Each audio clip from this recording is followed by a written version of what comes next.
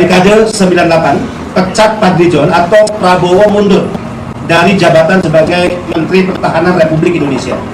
Satu, bahwa masuknya Prabowo Subianto dalam kabinet Jokowi Kiai Haji Maruf Amin adalah sesuatu yang sejak awal disesali oleh kawan-kawan Barikade 98. Karena bagi kami, Prabowo tidak akan pernah lepas dari peristiwa 98. Kami bahkan menilai sejak awal tidak ada manfaatnya sama sekali masuknya Prabowo dalam kabinet Jokowi Kiai Haji Maruf Amin. Apa alasannya? Karena kita bisa lihat sejak Prabowo dilantik tanggal 23 Oktober 2019, pendukung-pendukung Prabowo yang saat pergolakan Pilpres melakukan serangan-serangan yang sangat ekstrim kepada Jokowi yang dianggap sebagai rival saat itu, bahkan serangan-serangan saat itu tidak hanya menyerang Jokowi Ma'ruf Amin dari sisi program, tapi juga pribadi. Bahkan penyebaran berita-berita bohong, hoax, penyebaran kebencian, ya, hasut dan adu domba. Ini sudah menjadi catatan sejarah kita di Pilpres 2009. Nah, sejak Prabowo dilantik tanggal 23 Oktober 2019, kenapa kami mengatakan tidak ada manfaatnya? Karena pendukung Prabowo di 2019 itu tetap melakukan serangan yang bahkan membabi buta kepada pemerintahan Jokowi Ma'ruf Amin. Ya. Yang kedua, sejatinya karena kami adalah bagian dari pendukung Jokowi dan Kiai Haji Maruf Amin, maka atas nama penghormatan kepada hukum ketatanegaraan, ya, akhirnya kami menerima masuknya Prabowo di kabinet pemerintahan Jokowi Ma'ruf Amin. Karena menghormati hukum ketatanegaraan, di mana jabatan-jabatan menteri itu menjadi hak prerogatif presiden. Dan tentu atas alasan sejatinya kecintaan kami kepada Jokowi. Jadi kecintaan kami kepada Jokowi dan penghormatan atas hukum ketatanegaraan, di mana jabatan menteri itu hak prerogatif presiden, akhirnya kami bisa menerima saat itu masuknya Prabowo dalam kabinet pemerintahan Jokowi Ma'ruf Amin. Yang hingga hari ini, ya, atau katakan sebelum konferensi pers ini, kami tidak lagi mempersoalkan kehadiran Prabowo, ya, bergabungnya Partai Gerindra yang mendapatkan 2 posisi menteri dari pemenang Pilpres, yaitu Jokowi Ma'ruf Amin. 3, dalam pandangan Barikade 98, konsekuensi logis bahkan moral dan etis bergabungnya partai politik dalam koalisi pemerintah atau pemenang Pilpres, termasuk Gerindra, termasuk, ya, bergabungnya Prabowo, di mana sikap politik partai maupun seluruh jajaran pengurus dan kader partai wajib hukumnya memberikan dukungan penuh terhadap seluruh kebijakan-kebijakan pemerintah. Jadi tidak hanya konsekuensi logis, tapi secara moral dan etis, siapapun partai politik sekalipun awalnya oposisi atau bukan bagian dari pihak pemenang dalam Pilpres, tapi ketika dia menyatakan bergabung dalam koalisi, maka wajib hukumnya untuk memberikan dukungan penuh pada program-program dan kebijakan pemerintah. Itu konsekuensi logis, moral maupun etis. 4, dalam kasus Fadlizon yang dikenal sebagai kader Partai Gerindra, anak buah Prabowo, dan kita tahu persis, ya, anak kesayangannya Prabowo, bahkan sangat dikenal memiliki kedekatan dengan Prabowo, justru Fadlizon mengambil sikap berbeda, ya, sebagaimana yang saya katakan tadi, ya, konsekuensi logis, moral dan etis, ketika sudah bergabung dalam pemerintahan maka wajib memberikan dukungan penuh pada kebijakan-kebijakan pemerintahan. Sikap Fadlizon ini bahkan sejak awal Prabowo diberi posisi sebagai Menhan RI dan 1 kursi lainnya ditempati kader Partai Gerindra, Fadlizon terus melakukan serangan kepada pemerintah Jokowi Kiai Haji Maruf Amin.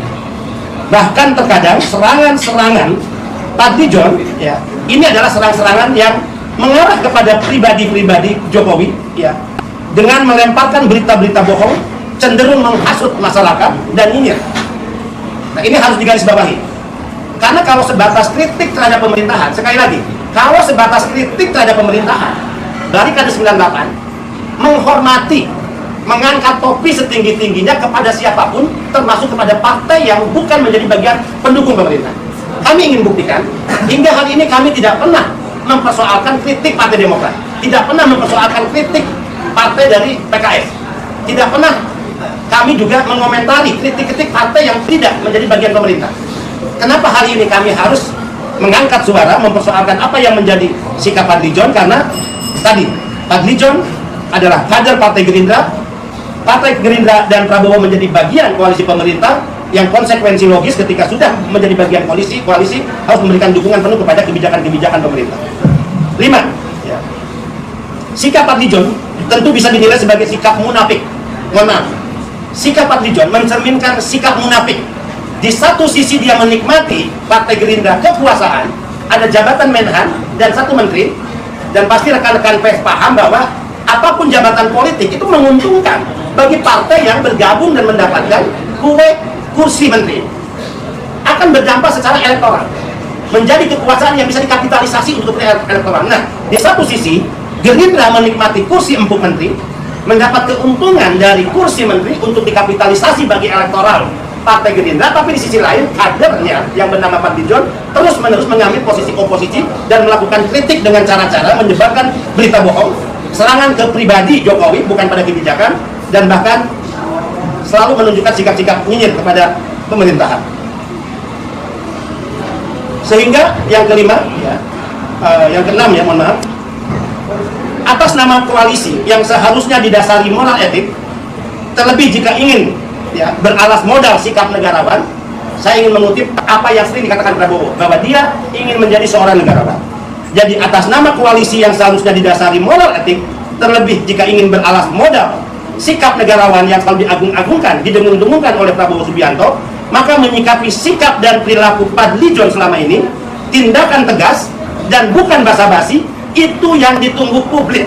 Jadi Prabowo harus berani mengambil sikap tegas, bukan basa-basi kepada Fadly John. Kalau seorang kader partai sudah bertentangan dengan visi politik partai, bahkan bertentangan dengan sikap ketua umum partai, maka tindakan yang layak dilakukan oleh Partai Gerindra pada Prabowo adalah pemecatan. Pecat! Ya, kalau Prabowo, Partai Gerindra tidak melakukan pemecatan kepada Fadly John, ini artinya apa? Ya, sehingga ultimatum balikan 98 adalah pecat Fadly John, tapi jika tidak, maka Prabowo lebih elok, lebih negarawan sebagaimana yang sering dia sampaikan, dia mundur dan hengkang dari kabinet Jokowi Maruf Amin, meninggalkan 2 jabatan menteri termasuk Menhan. Itu lebih elegan, dan barikade akan menghormati apapun sikap Partai Gerindra, sikap Prabowo, sikap Fadly John ya kepada pemerintah Jokowi. Yang keenam,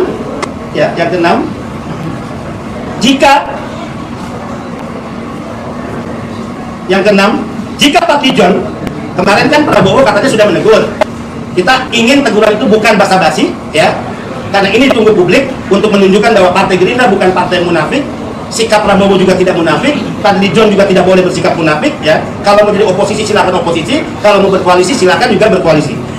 Ultimatum balikan 98, jika Fadly John setelah teguran kemarin tetap pada sikap dan perilaku politiknya untuk terus menyerang pemerintahan Jokowi dengan cara-cara nyinyir, menyebarkan berita hoax, menghasut masyarakat Indonesia ya, upaya mendelegitimasi pemerintahan, maka Barikade 98 akan membayar, tolong digarisbawahi, Barikade 98 akan membayar 1 kali serangan Fadly John dengan 1000 spanduk tentang kejahatan HAM yang terjadi di peristiwa 98. Spanduk tentang kejahatan HAM peristiwa 98 dan peristiwa sebelumnya akan kita sebar di 34 provinsi di seluruh wilayah Indonesia. Dan kita akan buktikan ini. Jangan diam. Kami juga tentu akan menyampaikan sedikit data. Apakah benar sikap-sikap Fadly John ini mendelegitimasi pemerintahan, padahal satu sisi Partai Gerindra telah berkoalisi? Kami punya data, ya. Kami tentu punya Pusdakom di sini, Pusat Data dan Komunikasi, ya. Ini hanya untuk 1 tahun ya data ini, hanya untuk 1 tahun, lebih besarnya. Ini tren pemberitaan Fadly John, ya, terkait pemberitaan media, ya. Ini, kemudian juga ini datanya daripada kami. Ternyata dalam 1 tahun, apa yang sering dilontarkan oleh Fadly John itu telah berdampak sentimen negatif sebanyak 16.000 sentimen negatif kepada pemerintahan Jokowi. Kita nggak main-main, kita ingin main data. Jadi selama 1 tahun kita belum hitung misalnya dari sejak Prabowo dilantik sampai bulan November 2020. Ini adalah data 1 tahun, bulan November 2020 hingga November 2021. Ya, pernyataan Fadly John, berita Fadlizon itu telah menimbulkan dampak sentimen negatif sebanyak 16.000.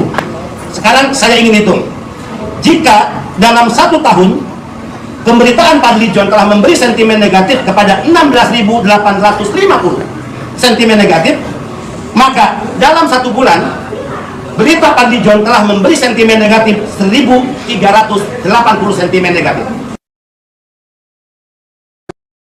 Berita Fadlizon, pernyataan pelatihan Fadlizon telah memberi 345 sentimen negatif.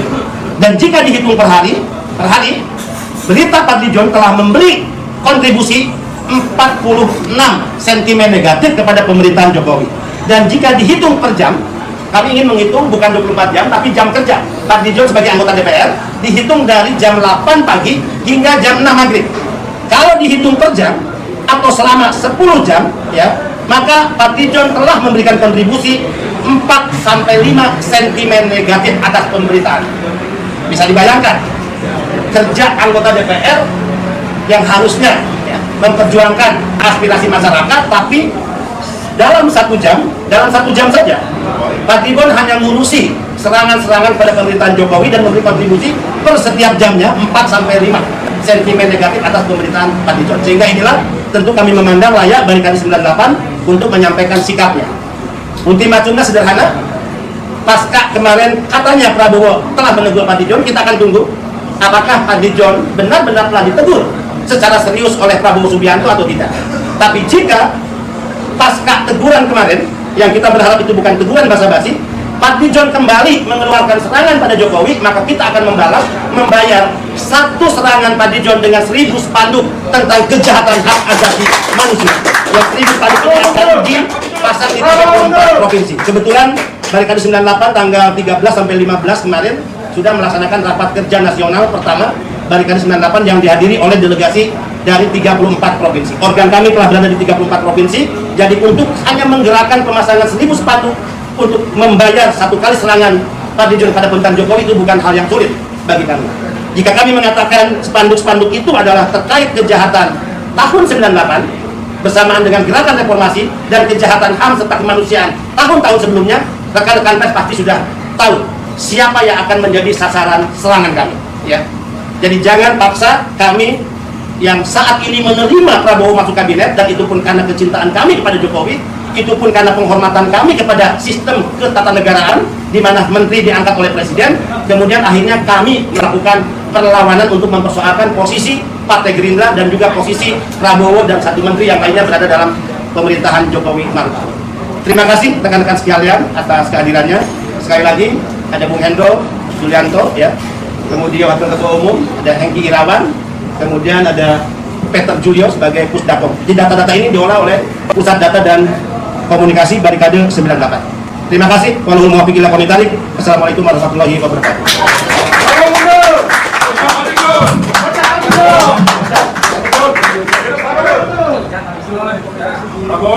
Bisa membedakan politik dan ekonomi kepada masyarakat. Saya tanya di mana-mana, apakah hidup sekarang ini lebih susah atau lebih mudah? Pada umumnya menjawab lebih susah. Mungkin lapangan pekerjaan Gerindra itu begitu. Enggak, kalau saya masyarakat pada umumnya begitu. bisa ditanya ke sini, saudara-saudara. Coba tanya aja, tempat susah. Adik-adik, hidup makin susah apa makin mudah? Nah, tepuk tangan dong. Nah, bisa disurvei, bisa disurvei. Ini sekarang, yuk kalau di sini yuk pindah agenda. Bukan. Ini kan macam-macam, ya. Jadi bisa disurvei. Hidup makin susah atau makin mudah, surveinya ada lembaga survei.